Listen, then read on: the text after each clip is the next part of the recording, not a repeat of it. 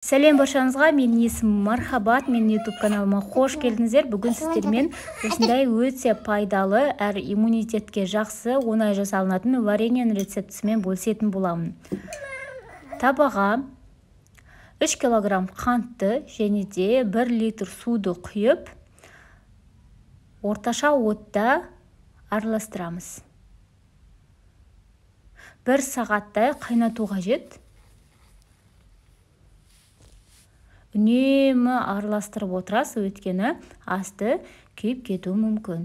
Ол уақытта 2 апельсин және де 1 лимонды жан-жақтарын алып, қажет емес жерлерін тазартып, бөліктерге бөлеміз және де ішіндегі дәндерін де алып тастаймыз.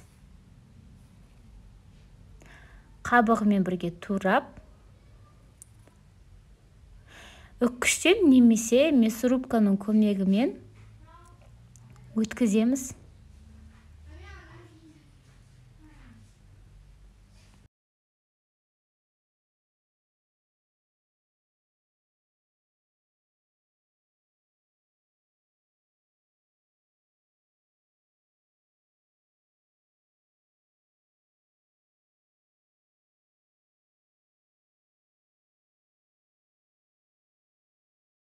Мен мясорубкадан өткіздім.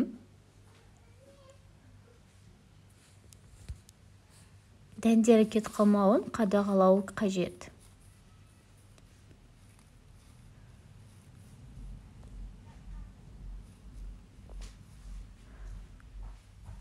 Содан соң 1 сағат өткен соң қайтадан араластырып, үстіне жаңағы мясорубкадан өткізілген апельсин мен лимонды салып, тағы да араластырып, 30-40 минуттай қайнатамыз. Не осылай қайнауға жет, ештеңені де алмаймыз. Осылай 30-40 минут өткеннен кейін астын сөндіріп алып қоямыз және толық суығанын күтеміз. Содан соң банкілерге салып, уже жеуге болады. Бұл варенье негізі жазда вареньяларыңыз, қысқы вареньяларыңыз таусылып қалғанда жасауға өте күшті екен. Жасап көріңіздер, егер ұнаса лайк басып пікір қалдыруды ұмытпаңыздар. Сіздермен бірге болған Мархабат.